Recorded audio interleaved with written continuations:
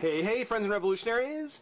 Here to take a look at the third out of the 4 packs of the Diamond Select Mini-Mates collection, the Amazing Spider-Man movie figures. We're taking a look at the Vigilante Spider-Man with CAPT.STACY. Very, very cool.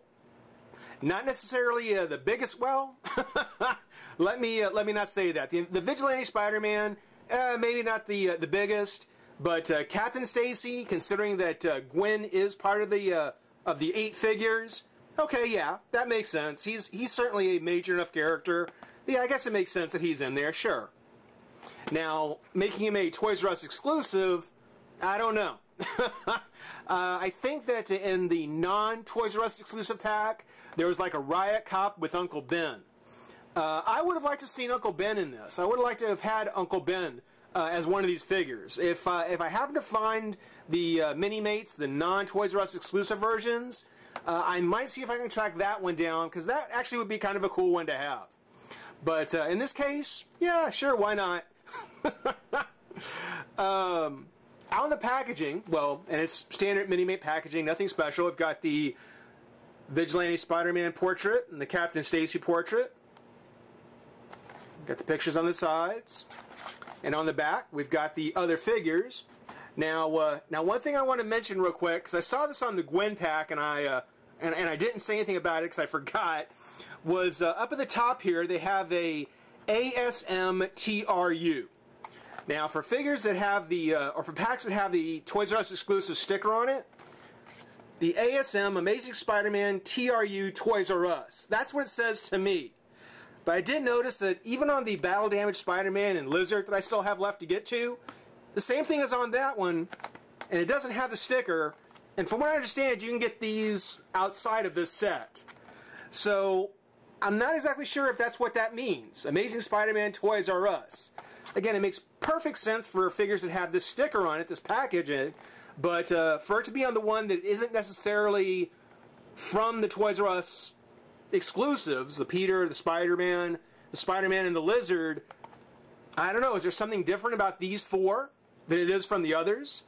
You know, for anybody who has these 4 figures from a non-Toys R Us exclusive retailer, let me know. Let me know if you actually see that on there.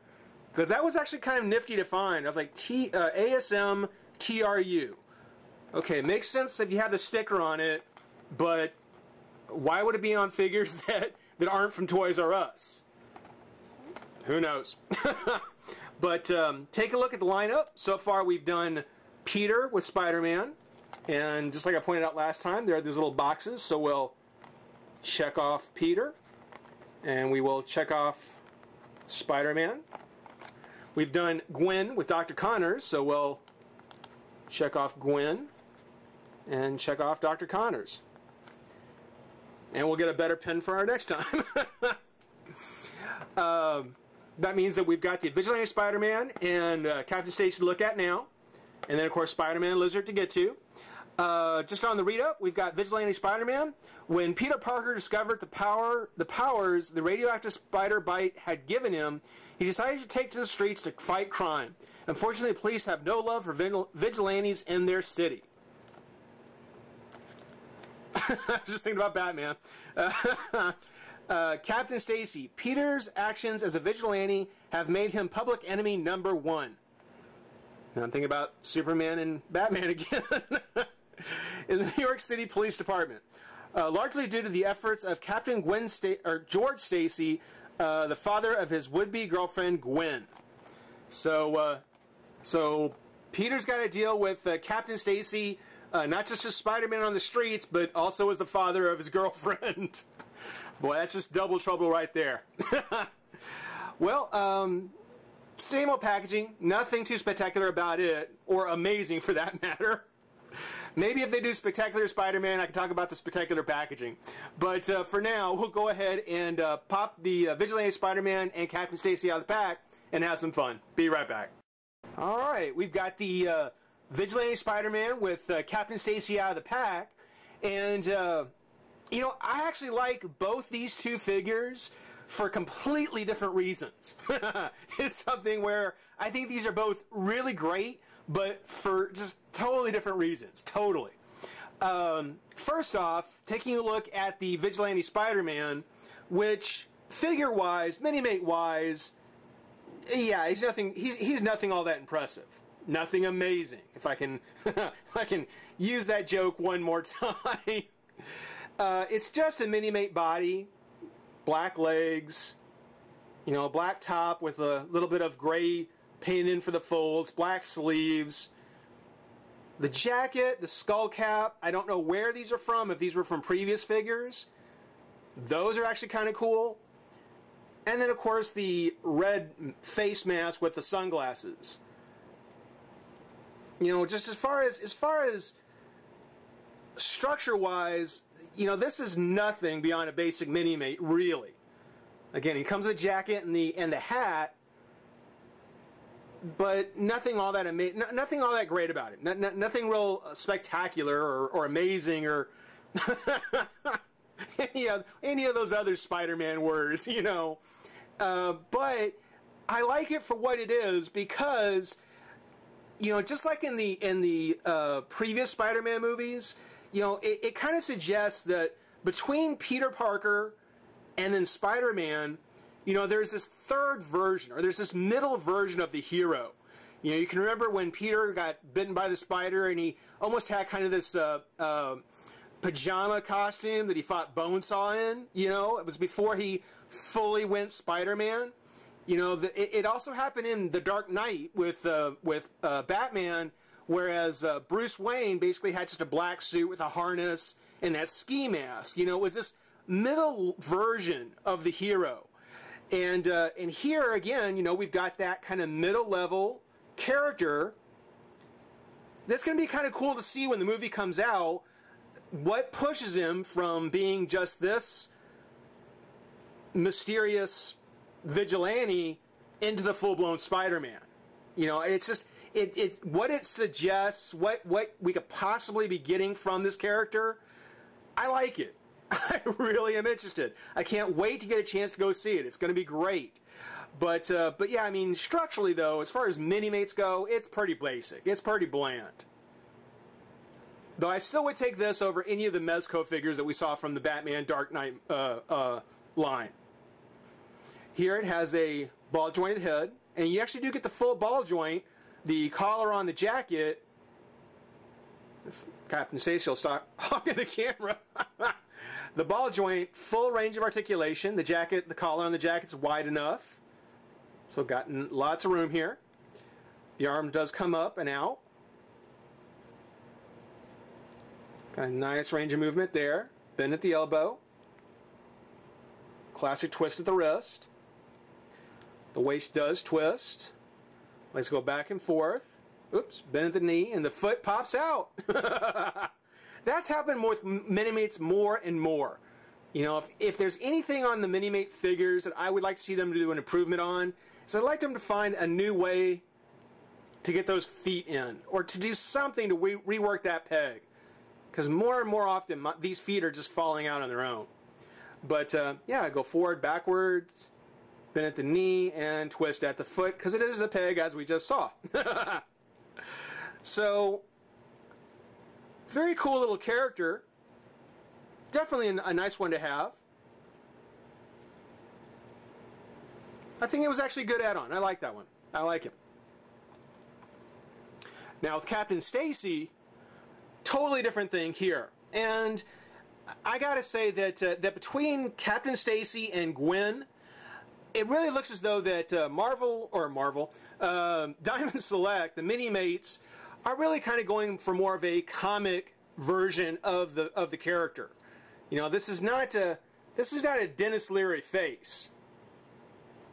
I don't know exactly how you do a Dennis Leary face, but yeah, I think they definitely went more comic book style for Gwen and for CAPT.STACY. I think that genuinely you could probably have taken these out of the Amazing Spider-Man movie line, the movie line, and just done this under a Spider-Man line, and it wouldn't have made much of a difference. It doesn't really look much like the actor. Certainly looks more like the comic character, which is fine. That's fine as long as if you can accept it on that level. It's actually very cool. It's actually really cool because when you look at him just as his mini-mate, you know, style, you know, he's got his white police shirt with the police patch on there. There you go. Got the stars on his collar, the bars, his captain's bars. It's actually pretty cool. The only thing he's missing is his badge. You know, it would have been nice to see his shield somewhere. But it actually looks pretty good, and it's something where you could actually display him like this without a problem. You know, I think making him look like this is just fine. He comes with his holster, which I don't have any mini-mates with these kind of accessories. So this is actually kind of new for me to have one that has this kind of accessory on it. He comes with a little pistol that'll fit in his hand.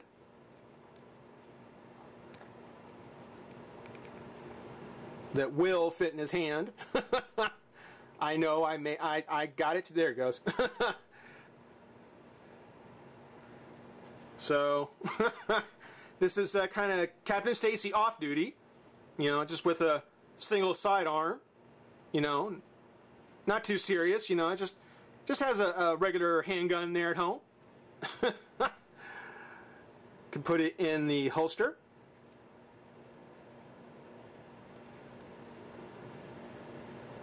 Just like that, which is a teeny tiny little thing. It's a teeny tiny little gun.